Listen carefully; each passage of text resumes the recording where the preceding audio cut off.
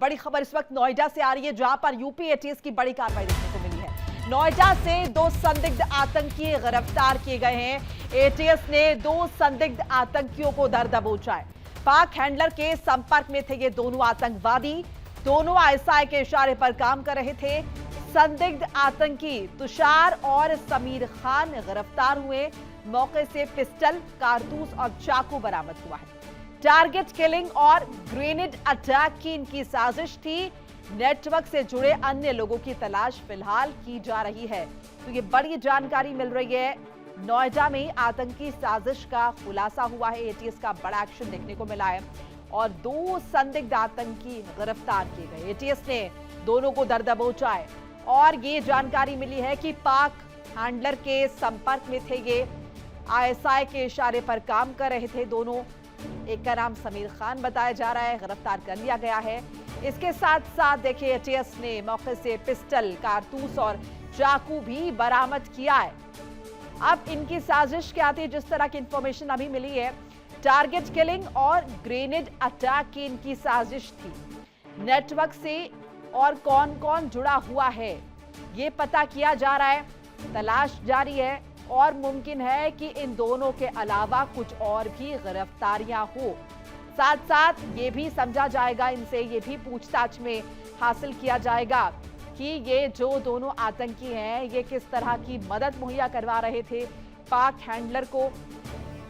इसके साथ और किस तरह की योजना इनकी थी, कितने लंबे समय से ये सक्रिय थे, आतंकवादी वारदातों में क्या ये पहले भी लिप्त रहे हैं। ये बहुत सारे वो सवाल हैं जो पूछताछ में इनसे उगलवाए जाएंगे। और इसी पर ज्यादा बातचीत के लिए मेरे साथ अनुज कुमार जुड़ चुके हैं, मेरे सहयोगी। अनुज, दोनों की गिरफ्तारी हो चुकी है, तो दोनों के नाम जरा बताइए और साथ साथ क्या क्या पता चला है अभी तक एटीएस को। बिल्कुल, देखिए, पहला तो बागपत से जो गिरफ्तार है वो तुषार है और जो दिल्ली से गिरफ्तार हुए हैं उनका नाम समीर है। और ये दोनों ही स्लीपर सेल बनाने का काम करते थे, यानी स्लीपर सेल बनाकर आतंकी गतिविधियों को अंजाम देने का काम करते थे। सीधे सीधे ये पाकिस्तान के जो गैंगस्टर थे आबिद और शहजाद, उसके संपर्क में थे और उसके इशारे पे ही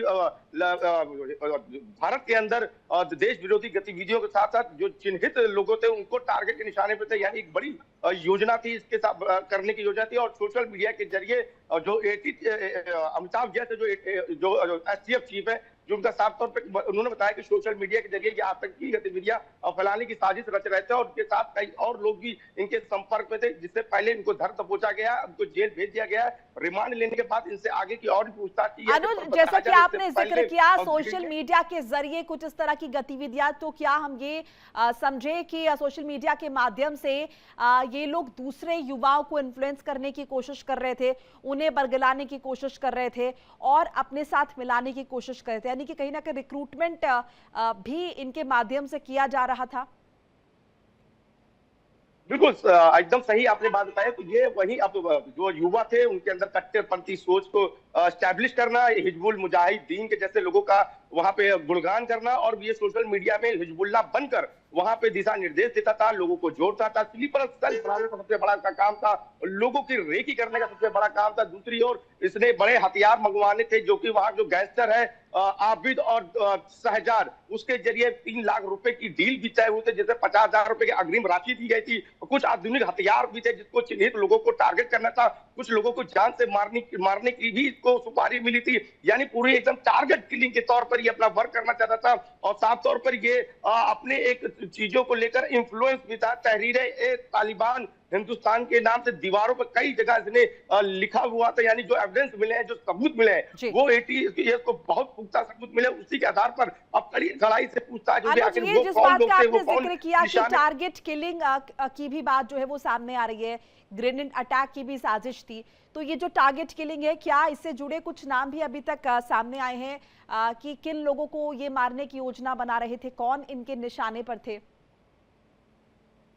बिल्कुल, देखिए, अभी तफ्तीश करना है और खुलासे होंगे, उसके बाद ये नाम राज उगले जाएंगे, जो कि बहुत ही हैरान वाले होंगे।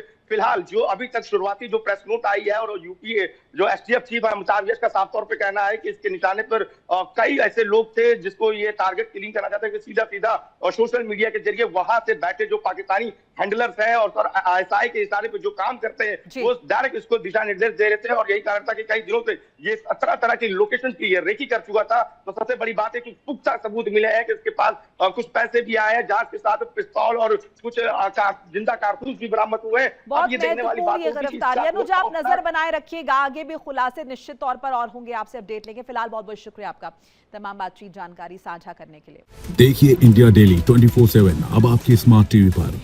इंडिया डेली मौजूद है सभी डिजिटल प्लेटफॉर्म पर लाइव और लगातार। इंडिया डेली 24/7 हर दिन राष्ट्र को समर्पित।